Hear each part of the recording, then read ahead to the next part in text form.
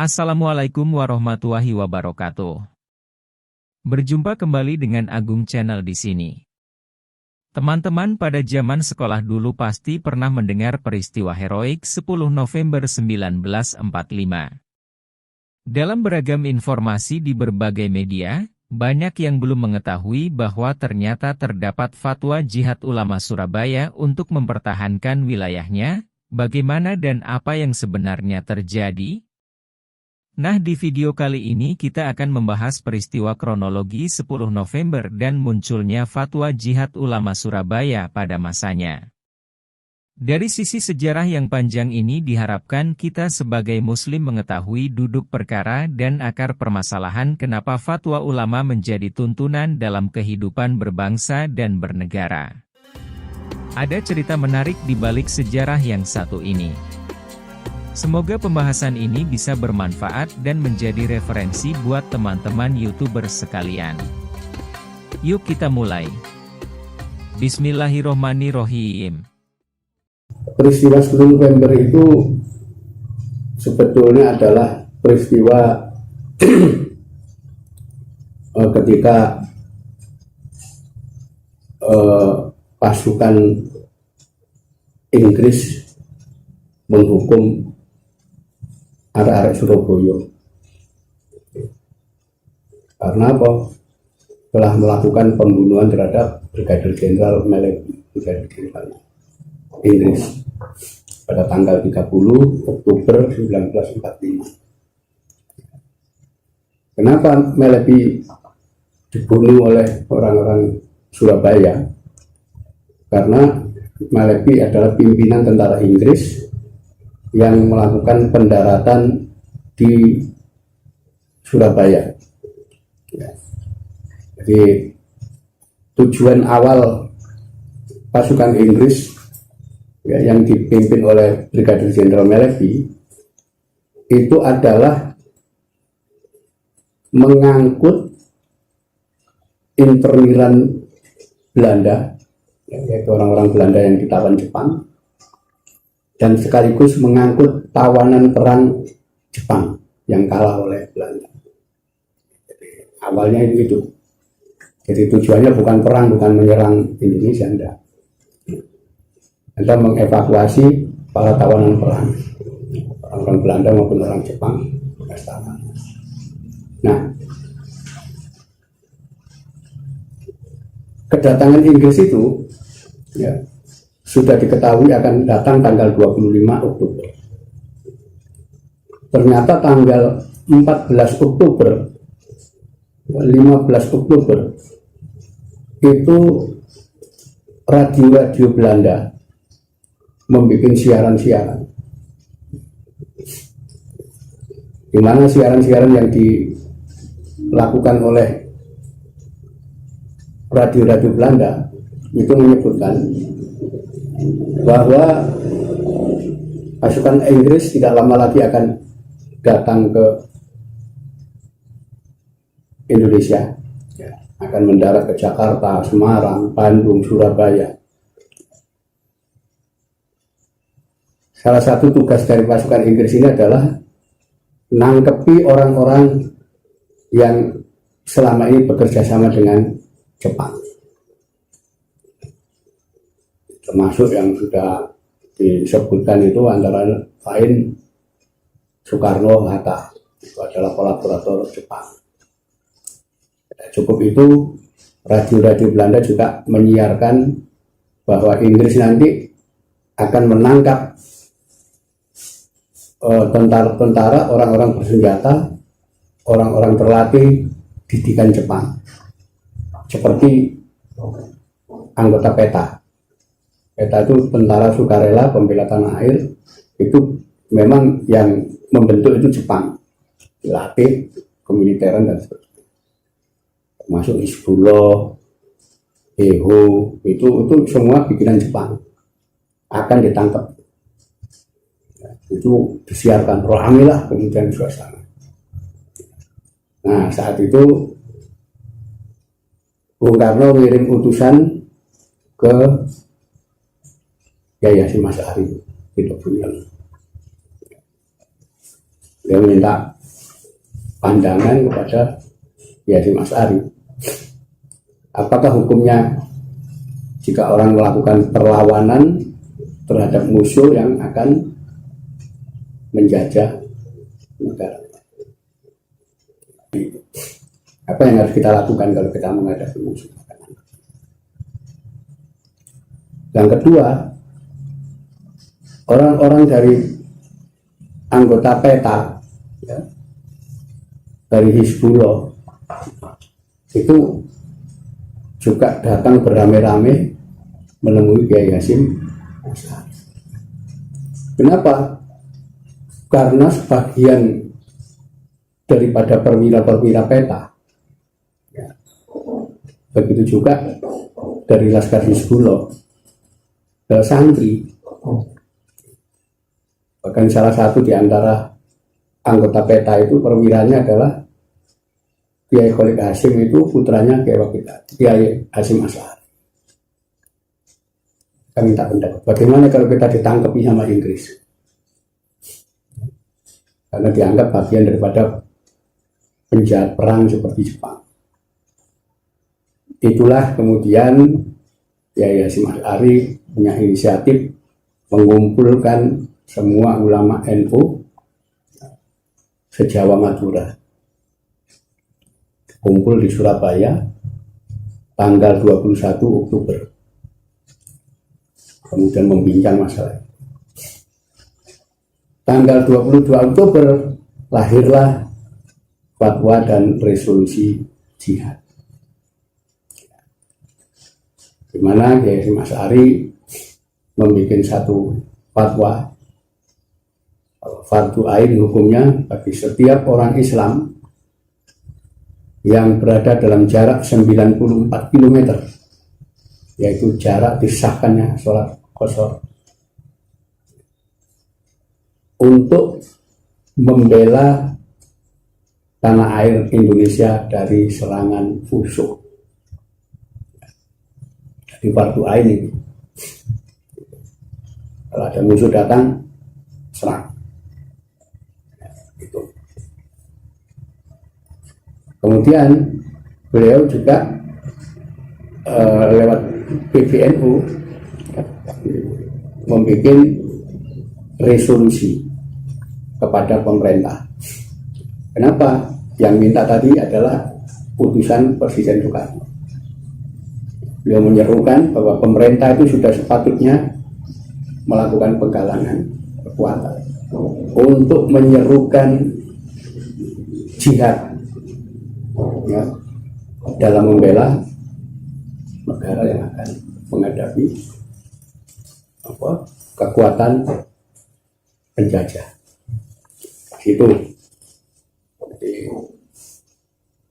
Itu yang dikenal kita dengan nama fatwa jihad fisabilillah, ya, atau resolusi jihad tanggal 22 Oktober. Nah, dengan adanya seruan ini, ya, terutama tentang fatwa jihad, itu tersiar dari masjid ke masjid, dari langgar ke langgar, ya, lewat seruan speaker di kampung-kampung itu juga ada speaker, terutama di Surabaya.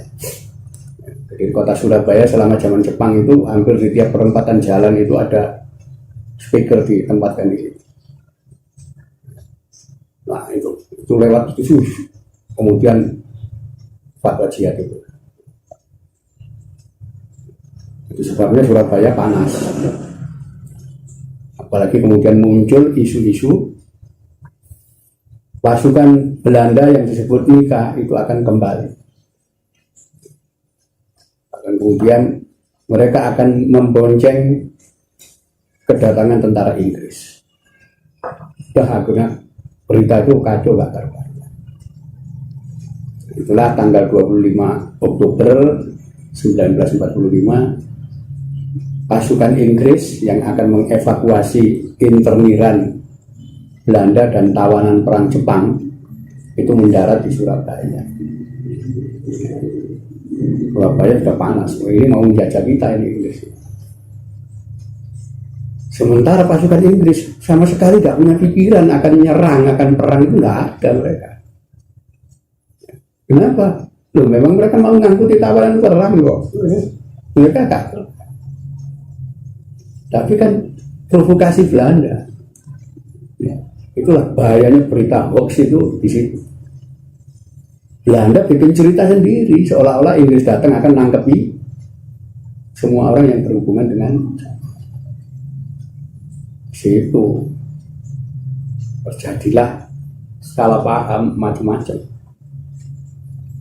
Sampai kemudian Belanda ketika turun di Surabaya dan kemudian mendirikan pos-pos pertahanan di Surabaya tanggal 26 Oktober.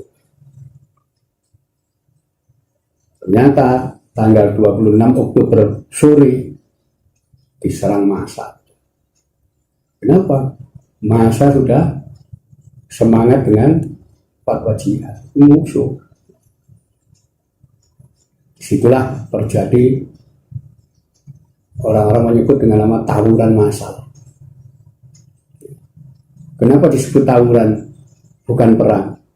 Karena nggak ada pemimpin. Orang-orang hanya dibakar semangat jihad fisabilillah. Gak ada yang mimpin. Dari kampung-kampung keluar bawa pentungan, bawa linggis, bawa macam-macam itu udah tawuran itu udah. Disitulah akhirnya terjadi pertempuran. Mulai 26, besoknya tanggal 27, tanggal 28 itu malah TKR, Tentara Keamanan Rakyat, yang harusnya tidak boleh ikut terlibat, wong itu massal ikut terlibat. Oh, itulah ribuan tentara Inggris mati dibunuh di situ dalam tawuran massal selama 4 hari, 26, 27, 28, 29. Itulah Brigadir Jenderal Melepi panik ya. Gimana ini tanpa sebab kita ditawur massal begini ya. Itu cerita apa? Korban dari hoax, fitnah yang disebarkan oleh Belanda. Disitulah Inggris marah pada Belanda harusnya. Ya. Kenapa memprovokasi warga orang Indonesia? Ya sudah. Itulah akhirnya lagi minta bantuan kepada atasannya di Jakarta, Letnan Jenderal Christison.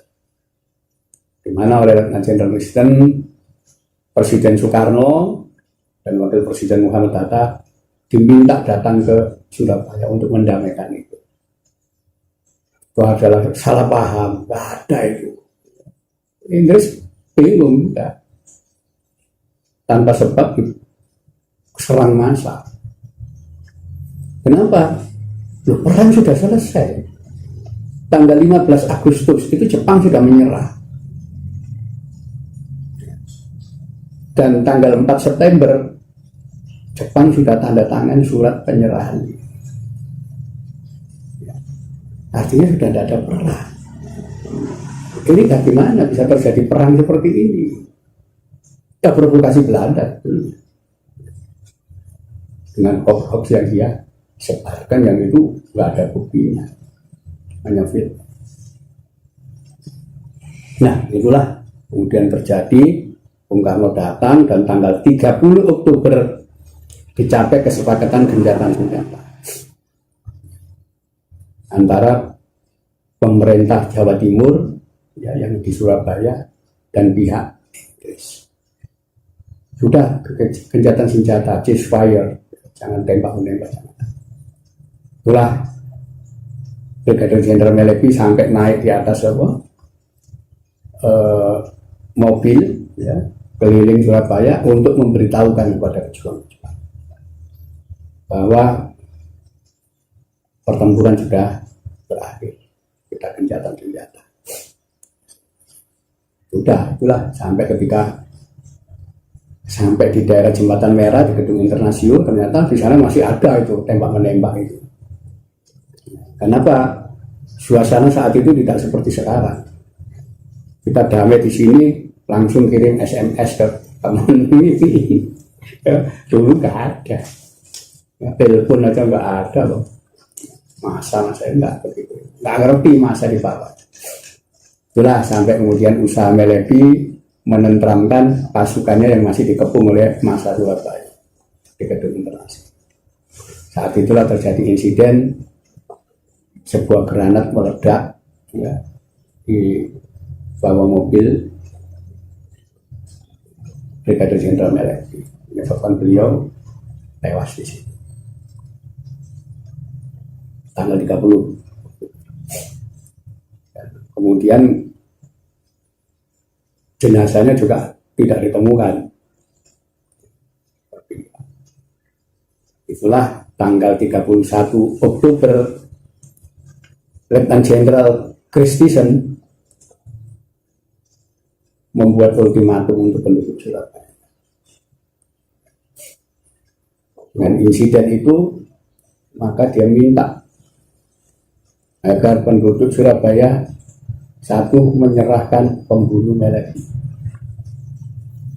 Kedua, penduduk Surabaya yang bersenjata harus menyerahkan senjata yang mereka bawa kepada pasukan Inggris. Dibatasi sampai tanggal 9 November 1945 jam 6 sore. Jika kedua tuntutan ini tidak dipenuhi, maka 10 November 1945 jam 6 pagi Surabaya akan dibombardir dari darat, laut, udara. Tanggal 31 langsung ada 5 kapal perang Inggris itu sudah datang di Selat Madura situ di Pelabuhan Tanjung Perak. Ya. Meriam-meriam howitzer ditempatkan di pantai sana. Dan kemudian pesawat terbang itu sudah disiapkan di Wonokerembang. Nah, itulah ternyata penduduk Surabaya tidak mau menyerah karena menganggap ini jihad mereka untuk mempertahankan negara Republik Indonesia. Tanggal 9 November jam 4 sore Kiai Hasyim Asy'ari menyerukan fatwa jihad yang kedua, yang redaksinya berbunyi fardu ain bagi seluruh umat Islam di Indonesia yang berada dalam jarak 94 kilo dari kota Surabaya untuk membela Surabaya. Tadi 94 kilo musuh itu jaraknya masuk dari wilayah kita, maka 94 kilo itu sudah dibatasi langsung dari Surabaya, wajib membela. Itulah semua umat Islam dari wilayah yang jaraknya 94 kilo dari Sidoarjo itu ada berapa kilo itu, dari Jombang, Mojokerto, Pasuruan, Kediri sampai Malang, itu semua ke Surabaya untuk perang jihad. Dan ternyata seruan yang dibatasi 94 kilo itu meluas. Orang-orang sebagian dari Jogja, dari Lasem, Rembang, dari Cirebon itu udah jaraknya berapa ratus kilo itu semua datang ke Surabaya untuk bertempur. Yang dari ujung timur, dari Banyuwangi, dari Jember, Situbondo, semuanya datang ke sini untuk bertempur. Apa? Melawan hukuman Inggris. Itulah terjadi pertempuran 10 November. Yang lamanya kira-kira 3 minggu. Karena dari 10 November itu baru para pejuang itu mundur ke wilayah Waru, Sidoarjo, itu tanggal 1 Desember. Itu pertempuran seru. Ya, dan itu adalah pertempuran skala internasional. Kenapa? Karena berita detik per detik, jam per jam, hari per hari di cover sama media massa internasional. Pertempuran Surabaya itu dimuat di New York Times, International Herald Tribune, orang West Australia, ya, kantor berita UPI, kantor berita Reuters, macam-macam, semua media massa internasional memuat peristiwa. Itulah pertempuran besar setelah Perang Dunia Kedua selesai. Nah, ini apa yang terjadi setelah itu? Setelah terjadinya pertempuran di Surabaya itu, negara-negara di dunia itu baru tahu, oh, ternyata Republik Indonesia ini negara yang baru merdeka dan itu didukung oleh rakyat. Karena selama ini Belanda lewat hoax berita-berita yang disiarkan